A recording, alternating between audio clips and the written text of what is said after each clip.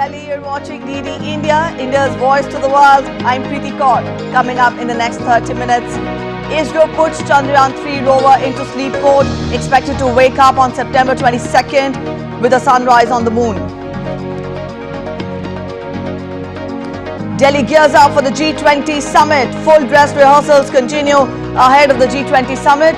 4th G20 Sherpa meeting to begin in Haryana today.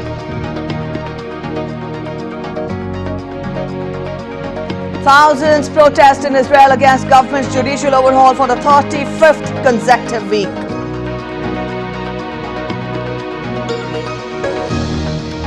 In Asia Cup, rain plays spoiled sport as match between India and Pakistan called off.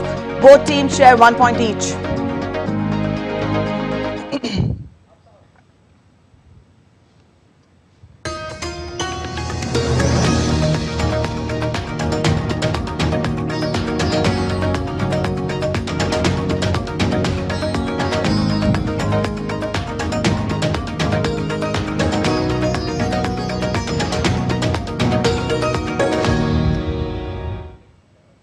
The Indian Space and Research Organization, that is ISRO, has informed that the Pragyan rover module of Chandrayaan 3 has been put on a sleep mode on Saturday. ISRO also informed on social media site X that the next sunrise is expected on September 22nd this year and hoped for a successful awakening for another set of assignments.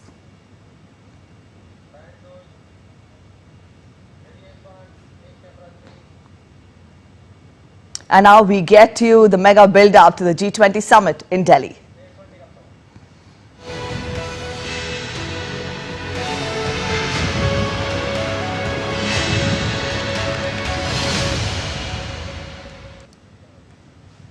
The national capital, Delhi, gears up for the G20 Summit. Full dress rehearsals are being conducted ahead of the upcoming mega event.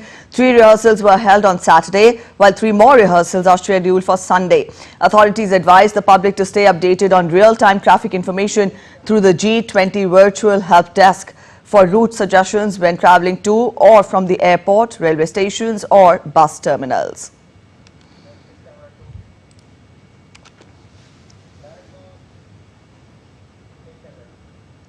The G20 Leaders Summit is scheduled from September 8th to 10th and it may cause inconvenience to the residents of Delhi. Delhi Traffic Police is geared up and has issued an advisory with traffic restrictions in several areas. Commuters have been advised to use metro rail. Delhi is the second most populous city in the world, according to the latest data from United Nations. And it's one of the most traffic congested cities too, with 10-kilometer journey taking average time of 22 minutes. As the capital gears up to host one of the world's most high-profile events, the G20 Summit, security and traffic management are the top of the agenda for Delhi's police. In detailed traffic advisory, we will be giving you information about the various types of modes of transport available. The main summit venue is in New Delhi. So there will be restrictions in the NDMC area, or we call the New Delhi Police District, which will be a controlled zone in which the authorized vehicles or the identified vehicles or the identified visitors will be allowed. But in the controlled zone, as well as the rest of the Delhi, metro services will be allowed throughout.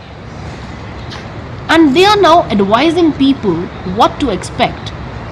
They have set up a virtual help desk to ensure smooth travelling during the summit. It will provide people with information about road closures, traffic flow and alternate routes. There will be no restrictions on travelling by metro except at the station next to G20 venue. We are setting up ambulance control room, ambulance assistant control room. In field also we have a traffic motorcycle riders who can guide for any green corridor movement, and we also have special deployment at 20 places so that they can help any emergency movement of any ambulances. There will be no restrictions for medical staff or for the movement of ambulances and essential services like food and dairy products. During G20 Leaders Summit, School, colleges, government and private institutions to remain shut from 8th to 10th September. And with the true spirit of Vasudhaiv Kutumbakam, or I shall say, the world is one family, India is all set to create a milestone under its G20 presidency, and New Delhi has geared up to welcome G20 delegates. Kriti Vadhera for DD India. The fourth G20 Sherpa meet will be beginning in the North Indian state of Haryana today. The meeting will continue till September 7th. Apart from the G20 member countries, Sherpas and other delegates from the invited countries will participate in the high-level meeting. The Sherpa meeting of the G20 Summit is a preliminary meeting of the government representatives before the main G20 Summit.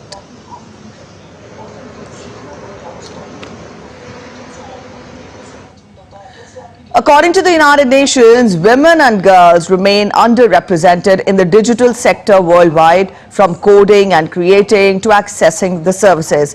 The gap limits in the job opportunities and the ability to improve their income is an issue of concern. But in Venezuela, a unique project is helping to incorporate teenage girls into the world of science and technology. Correspondent Mary Trini Mena continues our G20 special coverage.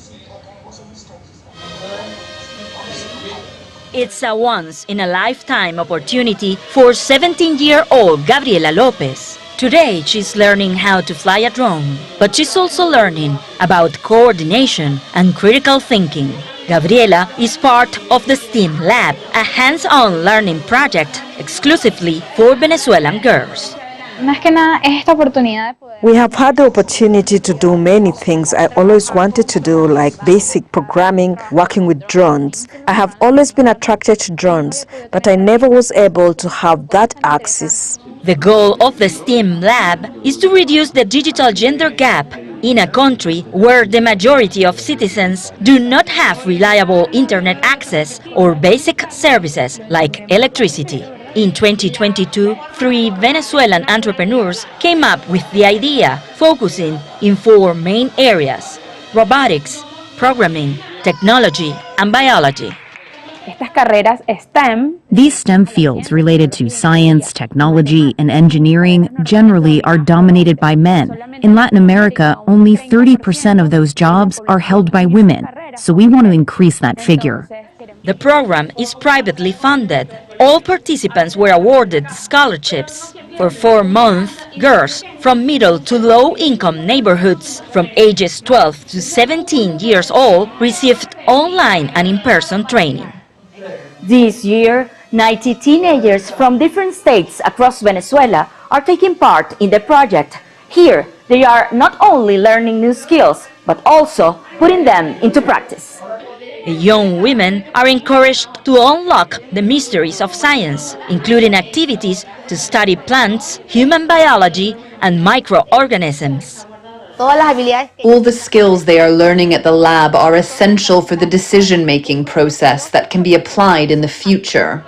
At the end of the program, students must present a final project focused on finding solutions to local problems, some real, some imagined. One project promotes the use of drones to carry medical supplies in remote and isolated areas.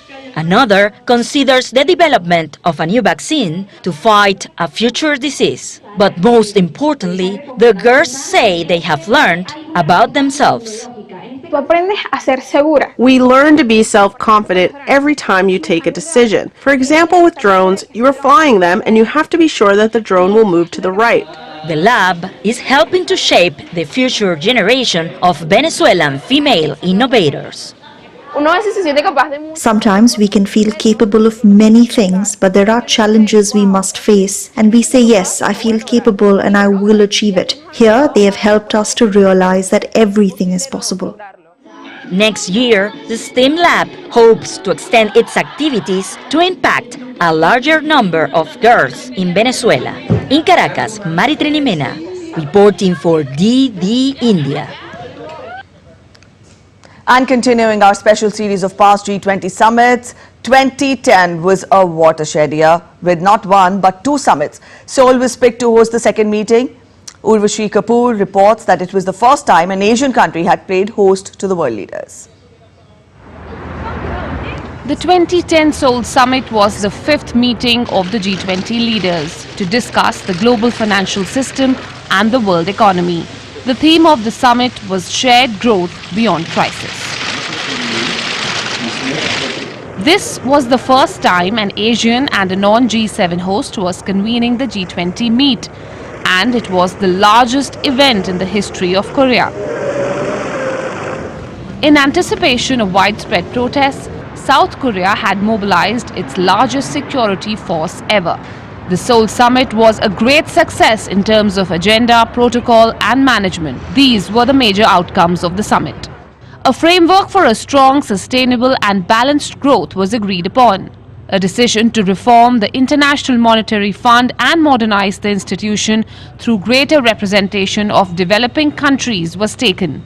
Consensus was also reached on making a set of guidelines on the currency conflict. The summit produced a concrete preventive system for future financial crises by improving the existing flexible credit line.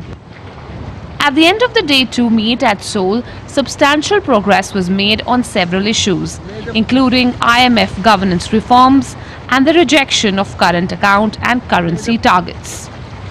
Urvashi Kapoor, DD India. And continuing with our coverage of the G20 Summit and also our in-depth look at some of the member nations' leaders taking part in the summit, those who make up the G20 club, who they are and also their road to leadership. Vladimir Putin has been dominant in Russian politics for 2 decades now, serving as the president since 2012. He was born in 1952 in Leningrad and studied law. Putin joined the Soviet security agency, the KGB. He became a city official in St. Petersburg in 1994, and within a few years, he was promoted to Deputy Chief of Staff of the Presidential Executive Office. Putin was briefly the director of the Federal Securities Service.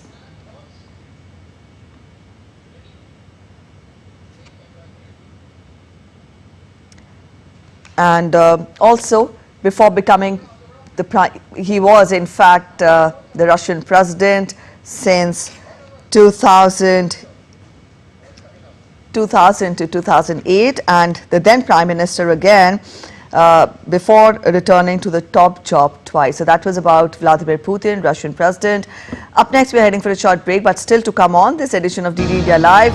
Preparations are in full swing throughout Taiwan as Typhoon Haikui nears.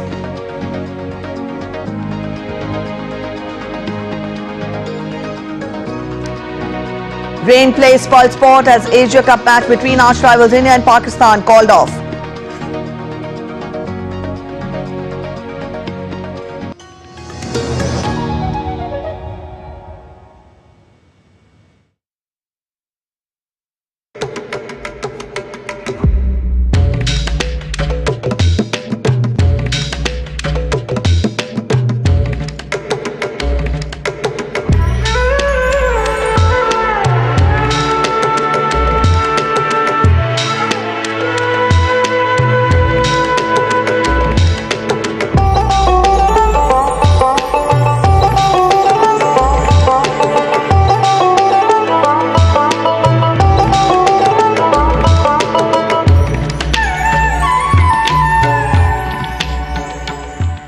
Namaste India. Namaste land. Marhaban ila al-Hind. Zari India. Salam India. Namaste India. Namaskar Bharata.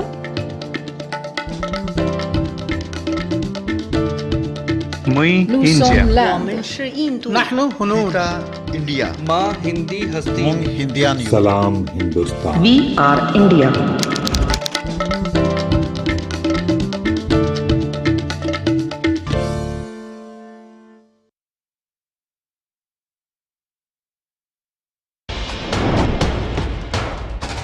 Wherever news breaks, whatever it takes. Connecting corners, cutting across continents. Stories that matter from across the globe. Accurate, authentic journalism that serves you right. From politics to glamour, from sports to world affairs, with a fusion of aesthetics and substance. Introducing news in a new avatar. Experience the world through a new lens. Stay tuned to DD India for an exciting journey beyond borders. Do you think India is doing a good job at navigating the challenges in a polarized world? India has done an extraordinary job under difficult circumstances. Globalized rediversification of global value chains instead of being dependent on, say, one particular country. We have to find ways to shield especially the less developed countries. Considering Chandrayaan 3's success in a shoestring budget, can we expect more tie-ups in space technology? All of us around the world are very... You're watching DD India Live and I'm Preeti Kaur. Let's get you more international updates. Preparations are in full swing throughout Taiwan as Typhoon Haikui nears. It is expected to make a landfall late on Sunday afternoon and bring heavy rains and strong winds. Firefighters have cordoned off the risk areas and are urging people to stay away from the beaches. Taiwan's two main domestic airlines have cancelled all the flights for Sunday. The military has mobilized soldiers and equipment to help with food relief and evacuation efforts.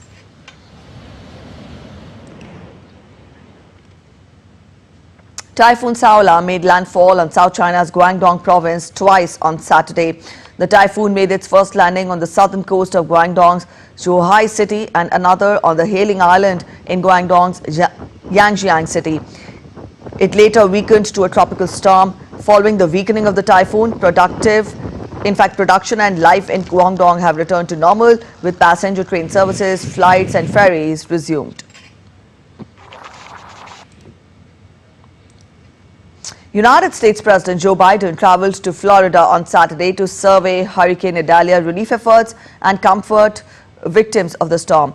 Biden visited the city of Live Oak, a town that was hard hit by the storm, and met the first responders and local officials there. The president also took stock of houses with fallen trees on them. Briefing the media, Biden pointed to this year's extreme weather events and disasters, stressing on the impact of climate crisis. Nobody can deny the impact of climate crisis. Nobody intelligent can deny the impact of the climate crisis anymore. Just look around the nation and the world for that matter. Historic floods, intense droughts, extreme heat, deadly wildfires that have caused serious damage like we've never seen before. Just since being president, in 2.5 years, I've flown over more land burned to the ground as a consequence of wildfires than occupy the entire land of the state of Maryland, from down in New Mexico and Alabama all up into Montana and around. It's been devastating. From the US to Spain now, heavy rains and storms caused flooding across northern and western Spain after heat waves roasted the country throughout the summer. After the high temperatures of August, the country suffered torrential downpour, which is expected to persist until Monday.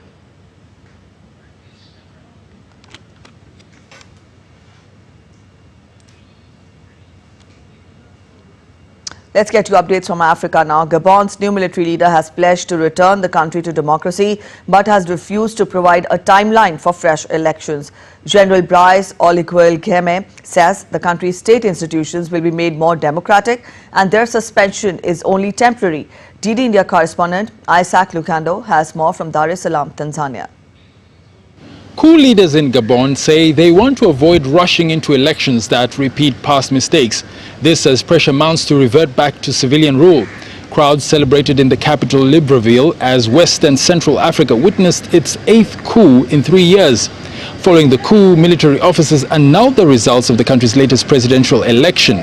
The political contest had seen ousted President Ali Bongo declared the winner, with the opposition calling it fraudulent.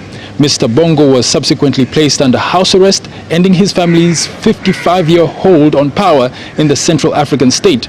Regional bloc, the Economic Community of Central African States, says it plans to meet as soon as possible to discuss the latest developments. It is calling on its partners led by the United Nations and the African Union to aid a rapid return to constitutional order. Isaac Lucando in Dar es Salaam, reporting for DD India.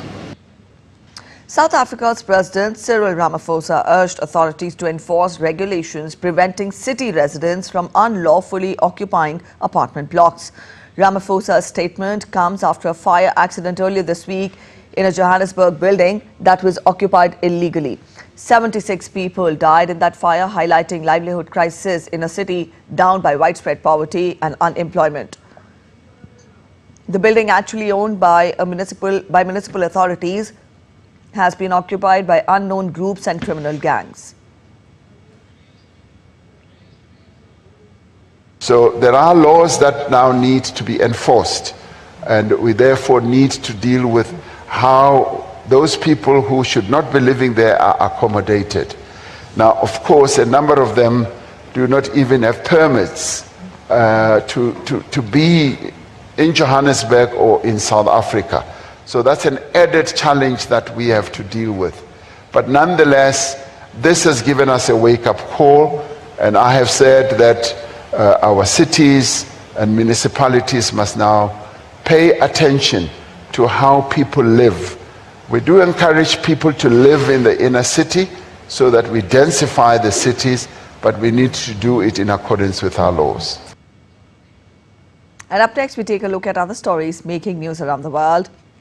Illuminating the night sky, a meteor dazzled the onlookers in various districts in Turkey as it passed by. Videos captured provided lively visuals of meteor above the city of Erzurum and Gümüşhane province, highlighting the sky in vivid shades of green and other colors. Protesters marched in large numbers through the capital city of Belgrade, demanding the removal of President Aleksandar Vučić. The protests are the follow-up of a campaign started in May after deadly mass shootings in the country. The protesters have been demanding enforcement officials and politicians to strike hard on corruption issues, as well as to contain the prevailing violence in the society.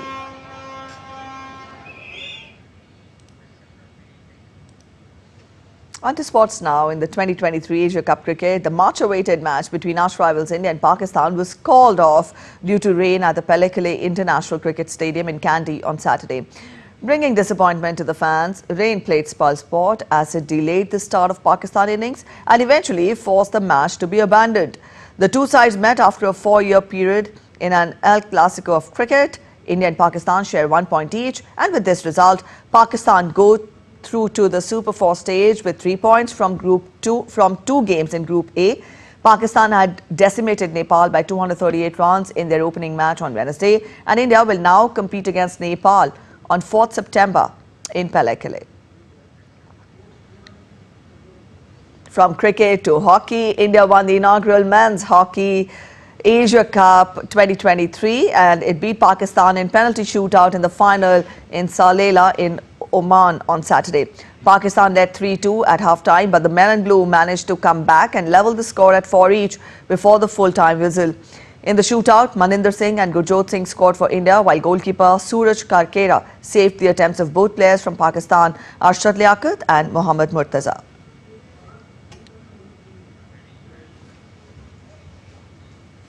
Alright, that's it in this edition of DD India Live, but let us know your thoughts on the news of the day. You can connect with us on Facebook, X, which is formerly known as Twitter, and also Instagram. We'll be back with more news as it breaks here on DD India. I'm Preeti Kaur signing off, and from all of us here in Delhi, thanks for watching DD India Live.